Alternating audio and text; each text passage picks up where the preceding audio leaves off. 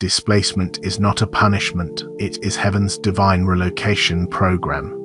And right now, the eviction notice you thought was a final defeat was actually a first-class ticket. For years, they worked to push you out. They wanted you out of the job, out of the family, out of the circle, convinced that your removal would be their victory. They celebrated what they thought was your final packing day, watching you put your life into boxes, believing they had successfully exiled you. But they misunderstood the assignment completely. They were not your jailers, they were your unpaid moving crew, contracted by a power they cannot comprehend. The pressure they applied was not meant to break you, it was meant to launch you. And that launch sequence has just been initiated. The life they are celebrating getting rid of is a life you have already outgrown. You are not being exiled. You are being upgraded. Pack your bags. The celebration they are having at your expense is nothing compared to the one you are about to have at your new address. This is not a coincidence, it is an assignment. To secure your divine reservation, you must follow these instructions without deviation. First, like this video. This is the physical act of stamping your spiritual passport. It confirms your travel itinerary is locked in with heaven's authorities and cannot be cancelled or rerouted by any lower power. Second, subscribe to this channel. This is you entering the first-class lounge of destiny. You are separating yourself from the frequency of the forgotten and aligning with the legion of those who travel toward their promise, not away from it. Third, you must watch this transmission until the very last second. This is the act of packing. Every word downloads a necessary garment of favor, a tool of divine prosperity, into your spiritual luggage. To leave early is to arrive at your destination with an empty suitcase, unprepared for the blessings that await. It breaks the circuit. Fourth, comment with the code 77. This is you signing the Divine Customs Declaration form.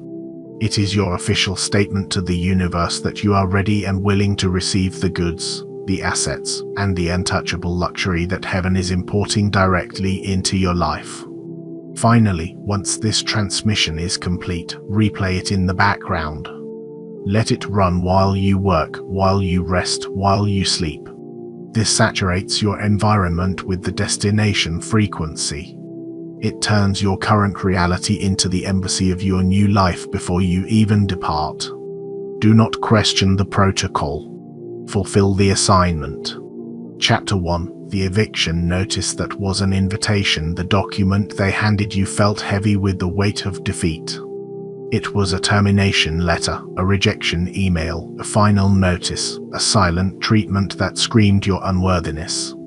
In their eyes, it was the final nail in the coffin they had been building for you for years. They toasted to your absence, convinced they had pruned a problematic branch, cleared an obstacle from their path. They saw it as an eviction.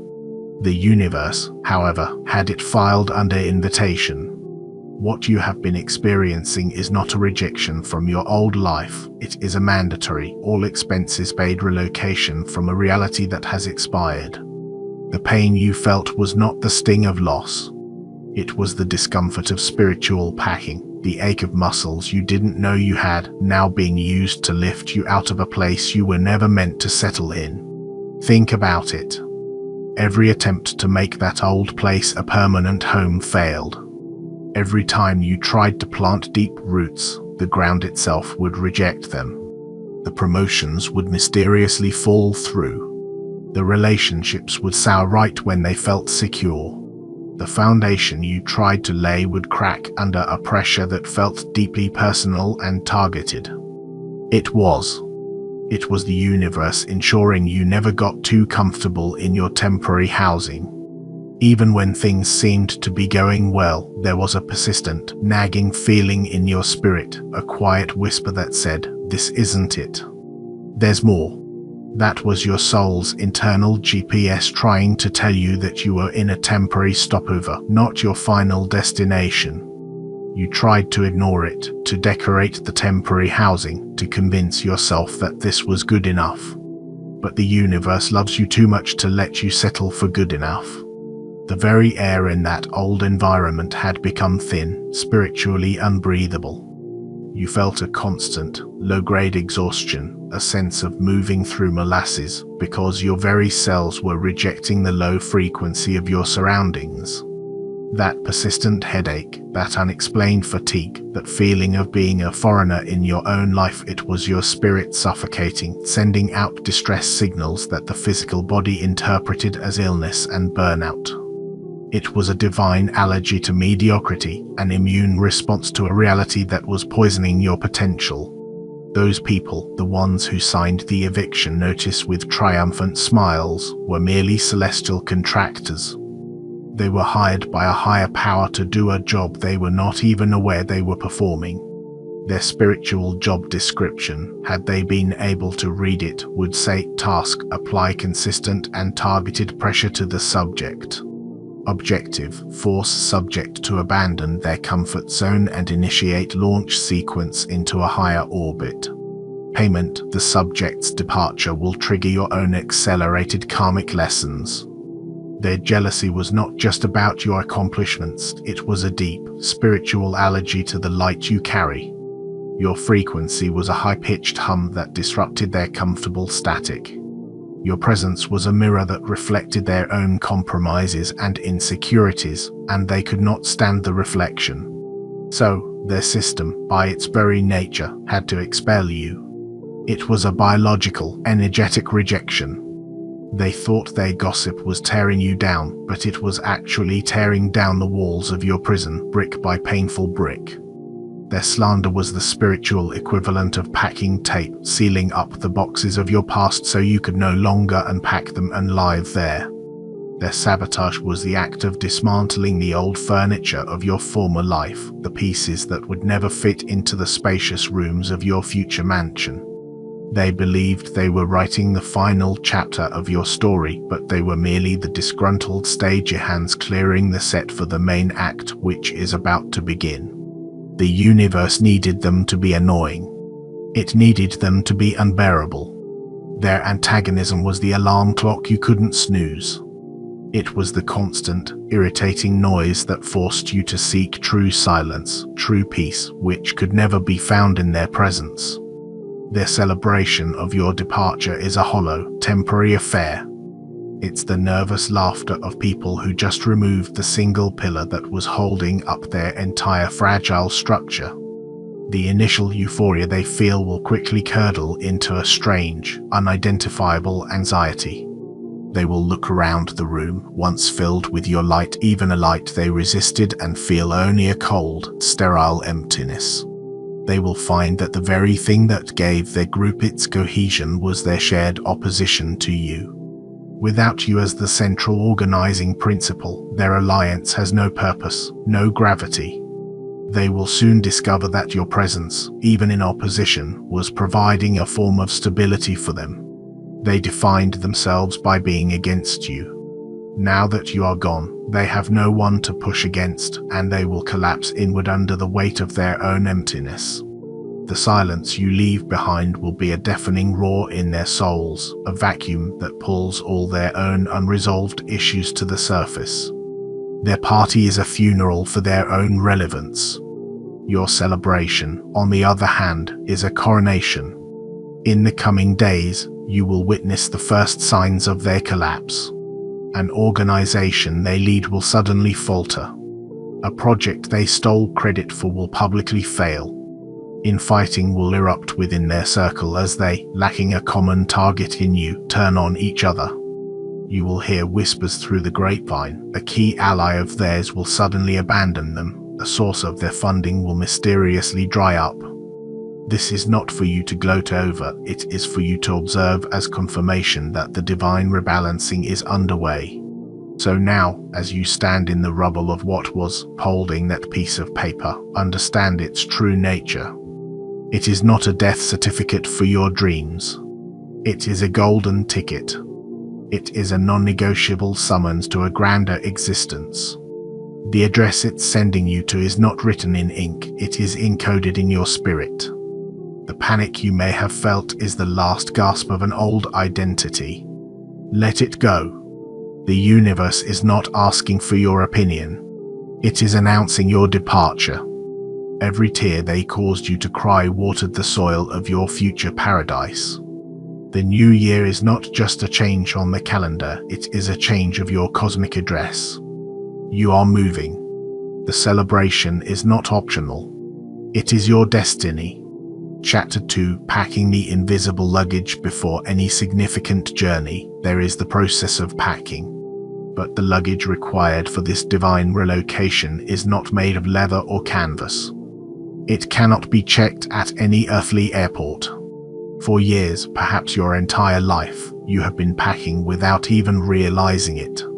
The currency for the realm you are about to enter is not paper money, it is spiritual capital. And you are wealthier than you can possibly imagine. Every time you were betrayed and chose integrity over revenge, you packed a garment of honor. Every time you were misunderstood and silenced, but you held on to your truth in the quiet of your own heart, you packed a scepter of authority. Every time you faced crippling loneliness and found companionship in your own spirit, you packed a cloak of self-sufficiency. This garment makes you immune to the validation of others, a true form of invincibility. The trials you endured were a curated training program designed to fill your invisible luggage. The long periods of waiting taught you patience, a form of spiritual currency that allows you to operate on heaven's timeline. The moments of deep lack taught you trust, which is now a limitless line of credit with the universe. You have proven you can be trusted with little, so now you will be trusted with much. In addition to these garments, you were collecting rare artifacts. You packed the vial of transmuted tears. Every tear of sorrow you cried was collected by your spirit guides, and over time, it was purified and concentrated into a potent healing elixir you can now use to soothe any future pain, for yourself or for others. When you were knocked down again and again but chose to get back up, you were forging the hammer of resilience. This tool doesn't just rebuild what was broken, it builds it back stronger, fortified with divine light, making it indestructible. When you were surrounded by deception and had to learn to see through the lies, you forged the lantern of incorruptible truth. This lantern doesn't just illuminate your path, it has the power to expose any illusion or falsehood in your presence, making you a walking lie detector. When you had to give of yourself with no expectation of return, mentoring or helping others while you yourself were struggling, you were weaving the tapestry of karmic merit. This tapestry, woven with threads of pure gold for every selfless act, is now a powerful asset that generates a kind of spiritual interest, ensuring that blessings and good fortune flow to you from unexpected sources for the rest of your days. You also forged the tuning fork of unwavering truth. This was created in the moments when you were the only one speaking the truth in a room full of lies, when your voice shook but you spoke anyway. This tuning fork, when struck, now emits a frequency that shatters deception and aligns any situation with its highest truth, making you a powerful agent of clarity. When you were faced with impossible problems and had to invent unconventional solutions, you forged the master key of unlocking. This key doesn't just open physical doors, it unlocks hidden potential in people, reveals secret opportunities in situations, and solves riddles that have stumped others for ages. When you had to keep your composure while chaos erupted around you, you were distilling the anointing oil of grace. This precious oil now coats your entire energy field, making your journey smooth, causing friction and opposition to simply slide off you without effect. Another crucial item you packed is the seed bank of potential. Every brilliant idea they shot down, every dream they mocked, every project that was defunded, these were not lost.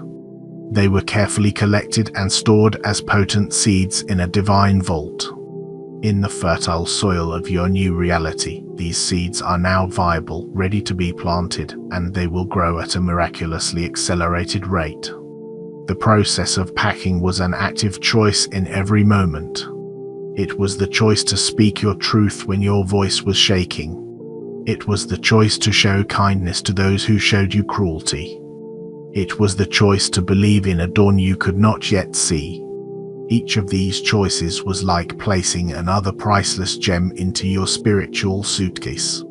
The world sees your scars and calls them damage. Heaven sees them and calls them receipts. They are proof of purchase for the wisdom you now carry. A receipt for patience can be cashed in for accelerated manifestation. A receipt for endurance can be cashed in for unshakable peace. A receipt for forgiveness can be cashed in for the dissolving of karmic debt. The people who inflicted those wounds were unknowingly contributing to your spiritual portfolio. While they were busy accumulating things that rust and decay, fancy cars, empty titles, social media follows, you were accumulating treasures in a realm where moths and rust cannot destroy. Their wealth is external, fragile, and can be taken in an instant. Your wealth is internal, eternal, and cannot be touched by any market crash or thief. They invested in the stock market, you were investing in your soul. Now the market they trusted is about to crash, and their assets will be revealed as worthless. In your new reality, you will find yourself reaching for these tools instinctively. When a challenge arises, your hand will intuitively find the shield of discernment you forged when you had to learn who to trust. When a creative solution is needed, you will find yourself drinking from the vial of transmuted tears, turning past pain into profound art. You are not arriving empty-handed. You are arriving fully equipped, an arsenal of divine light at your disposal. You are not a refugee seeking asylum. You are a sovereign being returning to your home kingdom, bringing with you the rare treasures gathered from the outer realms.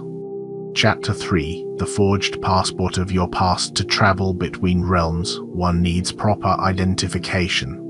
For your entire life, your enemies have been working diligently to forge a passport for you. It was a document filled with lies, stamped with their limited perceptions, and designed to keep you trapped in the jurisdiction of their control. This was a coordinated effort, a spiritual criminal enterprise. They held meetings you were unaware of, passing around your forged file, adding new falsehoods, collaborating on the narrative that would best serve their agenda of keeping you small. The ink they used for this forgery was a toxic brew of their own jealousy and fear. The stamps of disapproval they pressed onto the pages were moments of public humiliation they orchestrated to solidify their narrative. The paper itself was flimsy, made from the shredded remains of your old hopes, designed to feel weak and temporary in your hands. The photo on this forged passport was a caricature of you at your worst. The name listed was not your true spiritual name, but a series of labels they assigned to you: unstable, difficult, unqualified, too much, not enough. The place of birth was listed as insignificance, and the destination was restricted to a small, quarantine zone of mediocrity. They presented this document to everyone, and for a time, many believed it. Even you, in moments of weakness, looked at that forged document and questioned your own identity.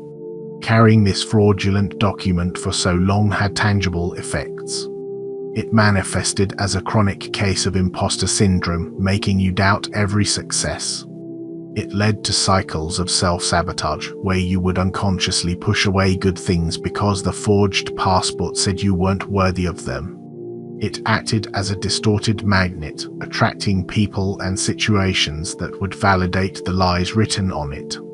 You kept finding yourself in the same toxic dynamics because you were presenting the same false identification at every relational checkpoint. The weight of this forged document was a constant, heavy presence, a spiritual chain around your ankle that made every step forward feel like a monumental effort. It was the reason you felt invisible in rooms where you should have been celebrated, the reason your brilliant ideas were overlooked, the reason you felt you had to overperform just to be considered average.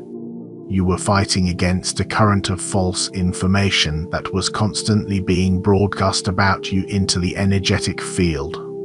But a forgery is always a forgery, and a divine audit has just been called. This audit was triggered the moment you decided, in the quiet of your own heart, that you were done playing their game. That single, sovereign choice sent a flare up to the cosmic authorities. Heaven's customs agents, the forces of karmic law and divine justice, have been dispatched. They are not looking at the flimsy, ink-stained paper your enemies are waving around. They are looking at the document that has been on file since before you were born. Your true passport. This document is not made of paper, it is woven from the light of your soul. Your energetic signature is your photo. Your name is a title bestowed by the Creator. Your place of birth is listed as purpose, and your destination is infinite expansion. It lists your special skills, reality bending, accelerated healing, and miracle manifestation. There are no expiration dates. The divine audit is an active process. The universe is now sending auditors into your life, new people, new allies, new opportunities who are energetically incapable of seeing the forged document. They will look at you and see only the truth of your divine passport. They will reflect your power back to you, speak your true name, and honor your skills, which might feel startlingly unfamiliar at first. The first time this happens, it will feel like a glitch in the matrix. A powerful person you've never met will offer you an opportunity out of the blue, stating, "I just had a feeling you were the one." You will witness a slanderous email chain about you get accidentally forwarded to a higher authority who exposes the perpetrators. This is not an accident, it is a divine receipt being made public. The panic of the forgers is palpable now. Their entire social structure was built on the collective belief in your forged identity. Their minds, which held the lie about you so firmly, will begin to experience cognitive dissonance. They'll see you thriving, and it won't compute with the failure narrative they wrote. This internal conflict will manifest as erratic behavior, confusion, and desperate attempts to double down on the old lies, which will only make them look more unhinged to onlookers. Now that the belief is dissolving, their world is crumbling. They try to present the old lies, the old stories, but people look at them with confusion. It's like they are describing a ghost, a person who no longer exists. Their slander no longer lands. Their attempts to manipulate fail. Their power was in the illusion, and the light of the divine audit has burned away the fog.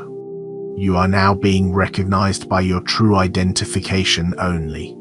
This is why you will see a sudden shift. People who once dismissed you will now look at you with a confused sense of awe. They are trying to scan the old, fake barcode, but their system is returning a 404 not found error. Your soul's operating system has been upgraded, and you are no longer compatible with their outdated software. You are now operating with a divine chip, a spiritual technology they cannot comprehend, let alone replicate. You are free to travel. Your identity is secure. Your passage is guaranteed. Chapter 4, Learning the Language of Luxury. You are being relocated to a new country, a new state of being. And like any traveler to a foreign land, you must learn the local language. The language of the realm you are entering is luxury. But this is not the cheap dialect of brand names and price tags. This is the ancient, resonant language of true, divine abundance. In the old world, luxury was a reward for struggle. In the new reality, luxury is your native tongue. It is your default setting. Peace is not a vacation, it is the air you breathe. Joy is not a fleeting moment, it is the ground you walk on. The first word is receptivity. In your past, you were taught to build walls. To speak the language of luxury, you must learn to have open hands. Practice simply saying, "Thank you. I receive that." This small act rewires your nervous system to accept goodness as your birthright. The next phrase is divine timing. The world taught you the language of hustle. That frantic energy doesn't work here. Divine timing is the language of trust, the deep knowledge that what is meant for you will not miss you. Another core concept is energetic sovereignty. This means understanding that your peace is the most valuable asset you own. In the old world, you traded your peace for a paycheck or approval. In the language of luxury, you do not make such poor investments. Let us add more to your new vocabulary. The next phrase is divine indifference. This is the sublime art of being completely unbothered by things that do not concern your soul's high-level assignment. It's seeing the chaos and drama of the old world and observing it with the detached curiosity of watching a nature documentary rather than getting pulled into the fray. It is a powerful form of energetic conservation. You no longer spend your precious life force on opinions that don't matter or battles that aren't yours to fight.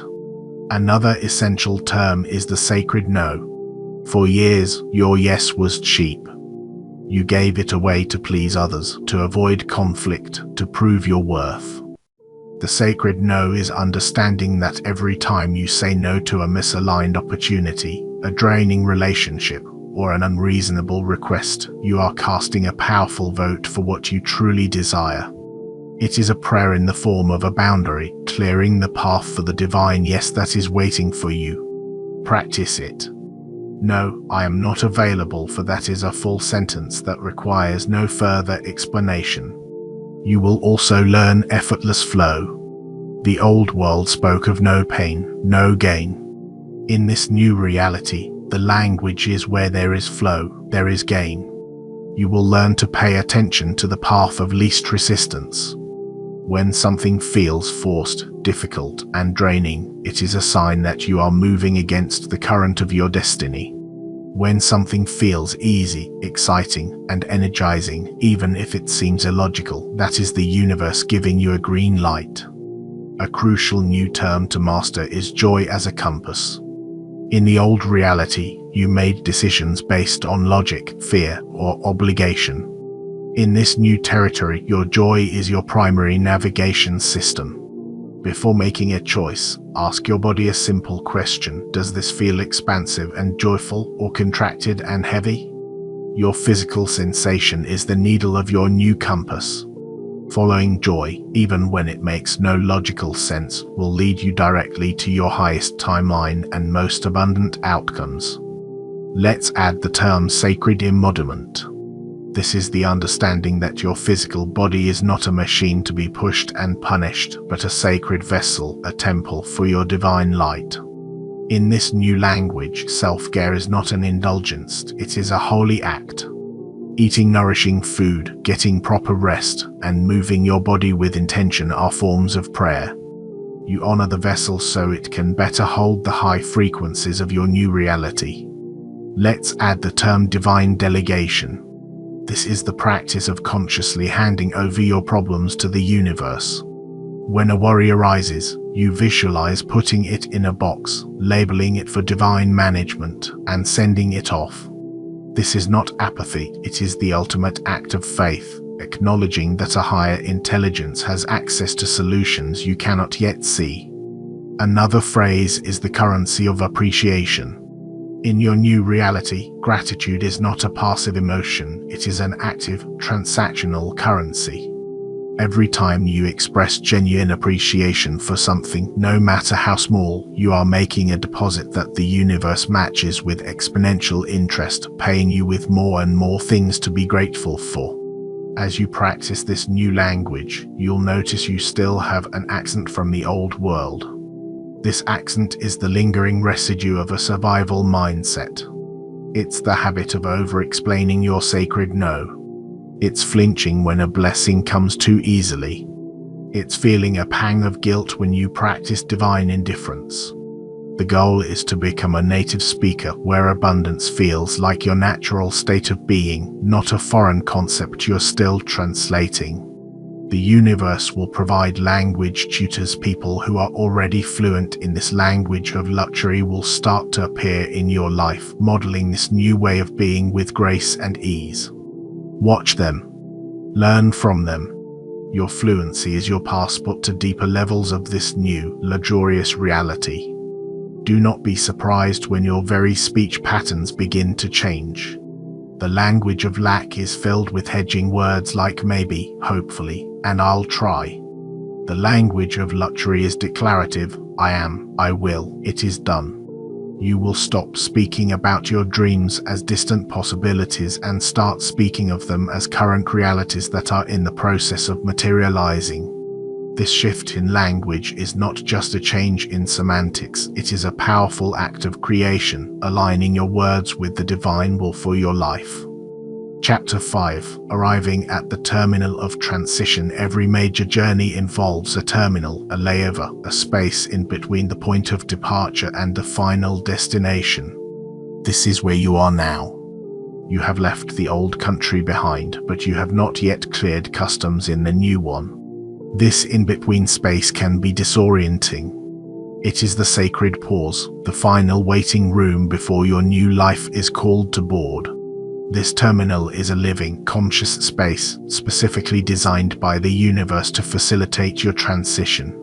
The air here is different. It is purified, filtering out the frantic noise and psychic pollution of the reality you just left. It has a scent like ozone after a thunderstorm, clean and charged with potential. The only sound is a soft, ambient hum, the frequency of creation itself, which vibrates through the floor and into your very bones, rearranging your DNA to hold more light. It is charged with a high-frequency energy that simultaneously calms your nervous system and upgrades your cellular structure for the destination ahead. You may feel a strange sense of detachment from the world around you. The dramas that once captivated you now seem like a television show playing in the distance with the volume turned down. This is not apathy. This is recalibration. You are in airplane mode. You might also notice a profound sense of calm, even amidst external chaos. This is the tranquility of the first class lounge. You have your ticket. You know your destination. In this lounge, you will notice other passengers. You won't speak to them with words, but you will recognize them. They have the same look in their eyes, a quiet knowing, a peaceful anticipation. It is the silent acknowledgement of a fellow veteran of the spiritual wars, a shared understanding of the trials endured and the victory that is now imminent. This is your soul family, gathering from different corners of the world, all waiting for the same charter flight. Synchronicities are the flight announcements in this terminal, confirming your reservation. The numbers 77, a stranger's conversation, a meaningful song. These are the universe speaking to you over the celestial intercom system, saying, "We see you. Your gate is being prepared." During this time, you are also shedding the last of your old luggage. This is not just leaving bags behind, it is a profound energetic process, like a snake shedding its skin. An old identity, which has become too tight and restrictive, must be sloughed off. Memories will flash before your eyes, not to haunt you, but to be thanked for their lesson and then released with love. You may feel waves of grief for the person you used to be, for the dreams that died to make way for this new reality. Allow these waves to wash over you. They are cleansing you for the journey ahead. Embrace the amenities of this divine terminal. It has facilities you are just now learning to use.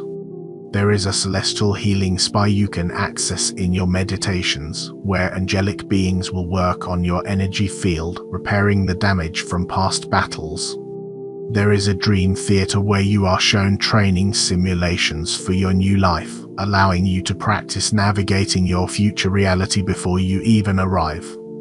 There is also a library of Akashic records, a silent chamber where you can access the divine records of your soul's journey, understand the karmic contracts that are now complete, and review the divine blueprint for your upcoming mission.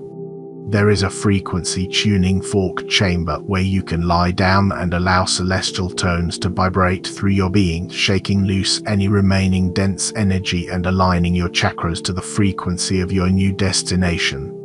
There is a karmic contract resolution office where you are presented with the spiritual paperwork of your old life. You will see the soul contracts you made with your former antagonists, see the lessons that were learned, and you will be guided to sign them as complete, officially closing those energetic loops forever so they cannot be repeated. In another wing of the terminal is the Divine Wardrobe Department.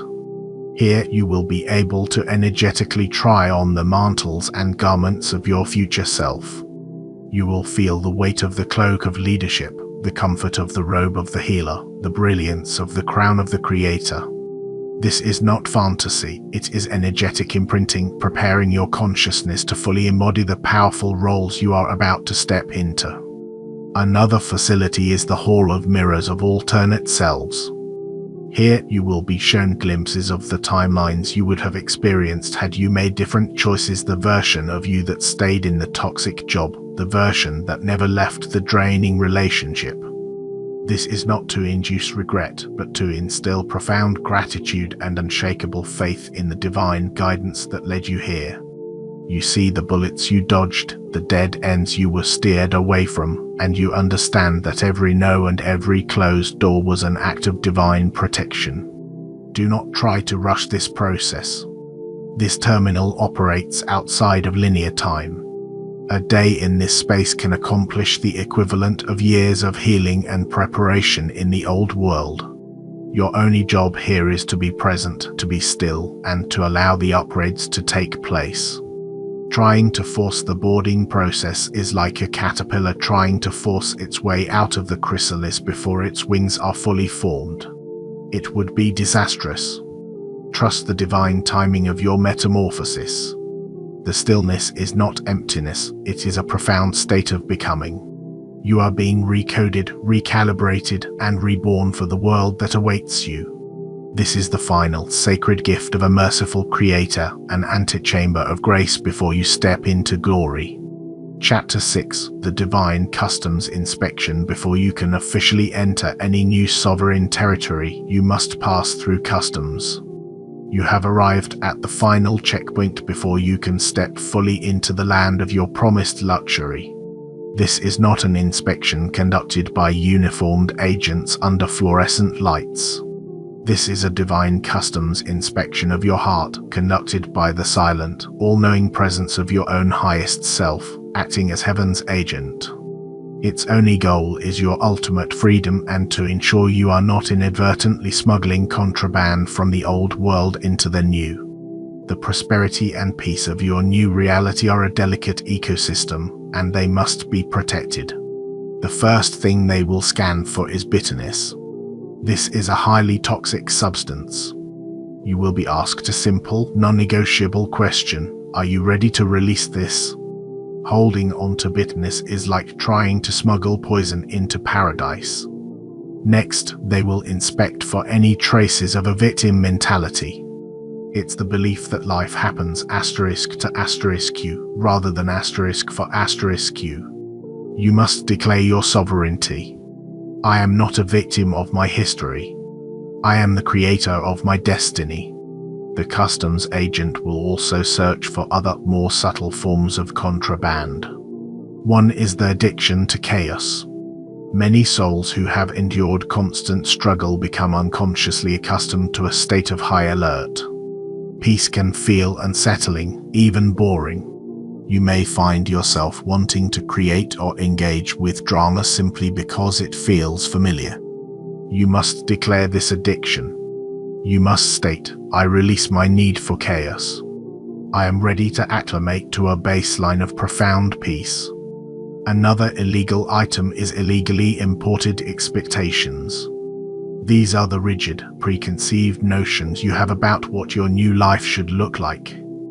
These expectations are contraband because they limit the infinite, creative ways the universe wants to bless you. You must surrender them at the gate, declaring, I release my expectations and open myself to divine possibilities that are even better than I can imagine. They will also scan for the ghost of past failures, the energetic residue of all the times things didn't work out.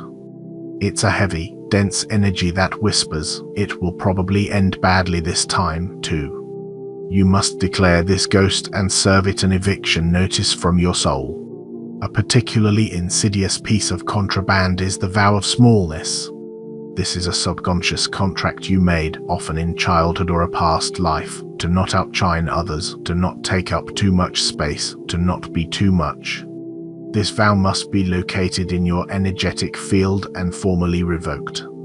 You must declare, "I hereby nullify any and all vows, oaths, and contracts, conscious or unconscious, across all timelines and dimensions, that have limited my divine expression. I now give myself full permission to be magnificent." Finally, the inspection checks for the chains of unforgiveness, not for others, but for yourself. You will be shown every mistake you made, every time you let yourself down. You will be asked to look at that version of yourself with compassion and declare, "I forgive myself completely. I did the best I could with the knowledge I had. I release myself from the prison of my own judgment." This is often the final and most difficult item to surrender. Two more pieces of contraband are often found hidden together: the armor of hyper-independence and the addiction to being needed. The first is the belief that you must do everything alone, forged in the fires of betrayal. The second is the ego's need to derive worth from fixing others. Both must be surrendered. You must declare, "I release the need to do it all myself and open myself to divine support. I release the need to be needed and embrace being valued for my true essence." One final, hidden item they search for is the attachment to the struggle.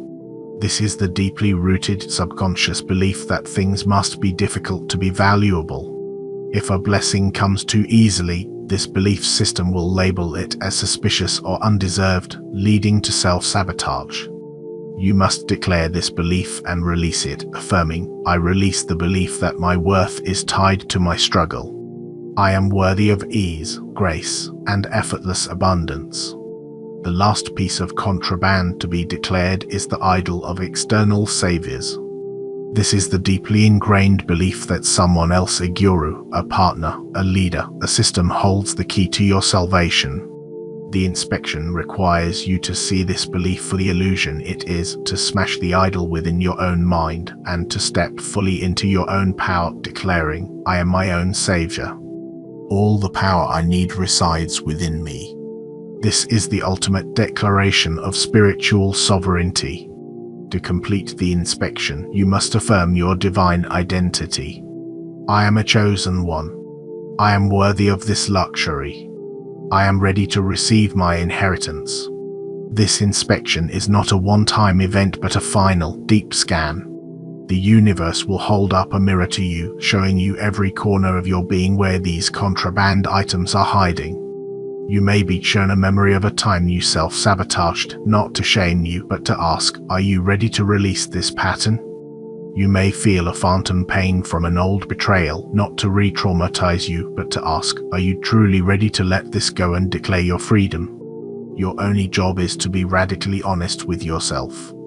Any attempt to hide these items will only delay your entry. You must lay it all out on the inspection table, exposed and vulnerable, and willingly hand it over. After you pass this inspection, you will feel an immediate, tangible shift. A profound lightness will fill your body, as if literal weights have been lifted from your shoulders. Your senses will sharpen. Colors will appear more vibrant, sounds will be clearer. This is the physical sensation of entering a higher frequency reality, unburdened by the dense energies of the past. You are clean. You are clear. You are approved for entry. Chapter 7, Unpacking in the Penthouse of Promise. The journey is complete. The transition is over. You have stepped through the final gate and arrived. Take a deep breath. The air here is different. This is the penthouse of your promise, the reality that was built for you while you were navigating the trials of your past. The walls hum with a gentle, reassuring energy. The windows look out onto a landscape of your own infinite potential. From here, you can see all your possible futures, all of them bright and aligned. The first thing you will do is unpack, but here, unpacking is an act of activation. You will pull out the garment of honor, and as you put it on, you will feel a shift in your posture. You will take out the scepter of authority, and as you hold it, you will feel a new clarity of mind. You will put on the cloak of self-sufficiency, and as it settles on your shoulders, you will feel a profound sense of emotional wholeness. The desperate need for validation from others will simply dissolve. Now you unpack the other artifacts and furnish your new reality. You place the compass of intuition on the central table, and it immediately aligns, pointing you towards your highest excitement, your true north. You will never feel lost again. You hang the shield of discernment by the door, and it creates an energetic field around your new reality, a sacred boundary that only allows love and high vibrations to enter. Your life is now a protected sanctuary. You unroll the map of your destiny, and in the pure light of this penthouse, the faded ink glows with golden light, revealing a path that is clear, simple, and more beautiful than you ever dared to imagine. Look at the other furnishings that have been waiting for you. There is the mirror of truth, which, unlike the mirrors of the old world, does not reflect fleeting physical appearance or perceived flaws. It reflects your true soul essence, your magnificent light, your divine identity. Gazing into it dissolves all self-doubt. On the balcony is the garden of creativity, where every seed of an idea you plant grows effortlessly and blooms into a beautiful manifestation. This is where your new purpose will take root. In the center of the room is the wellspring of infinite supply, a shimmering font of light from which all your needs, financial, emotional, spiritual, will be met. You no longer have to seek abundance outside of yourself, you simply draw it from this internal, inexhaustible source. In the library of your penthouse, you will find a special set of books, the Chronicles of Fulfillment. These are not books you read, they are books you witness. Opening one reveals a moving, living scene of a past prayer being answered, a past dream being realized, often in ways you never recognized at the time. You will see how a moment of perceived failure was actually the universe rooting you toward a greater victory. This is not for nostalgia, it is the final integration of your faith, transforming it from a hopeful belief into an undeniable, historical fact. In a quiet corner rests the Divine Communications Console. In the past, connecting with your intuition felt like trying to tune an old radio full of static and interference. This console is a crystal clear, direct line to your higher self, your spirit guides, and the divine intelligence of the universe. There is no static here. Guidance is received instantly, clearly, and without ambiguity. And in the main room stands the table of divine connections, a place where your soul family, the other passengers from the terminal, will now gather.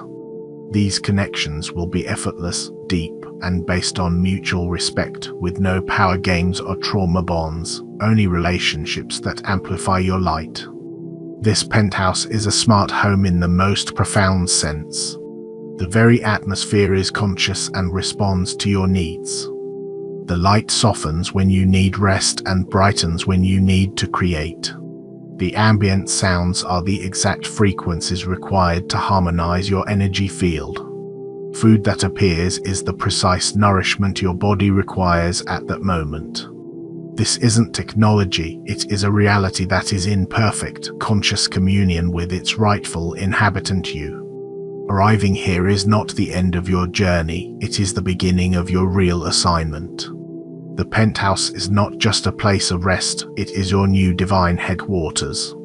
From this high vantage point, you have the clarity to see the world differently. You will receive new, higher-level missions to create, to heal, to lead, to inspire. Celebrating the new year in luxury is not about a one-night party. It is the beginning of year one in a new epoch of your soul's journey. The old calendar is irrelevant.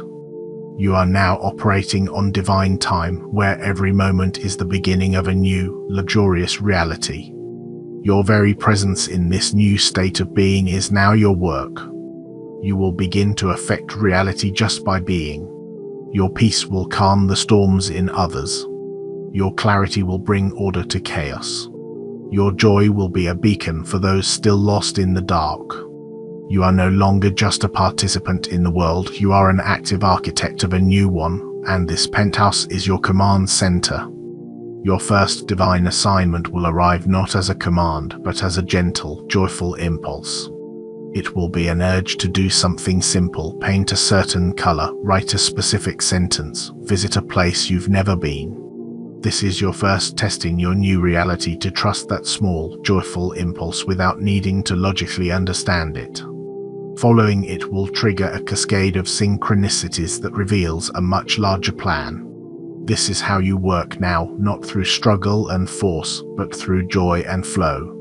The conversations you have at the table of divine connections will not be idle chatter, they will be strategy sessions for the healing of the planet, where divine blueprints are downloaded and new, higher vibrational systems are co-created. You are home. You have unpacked. The life you have dreamed of is no longer a destination. It is your current address.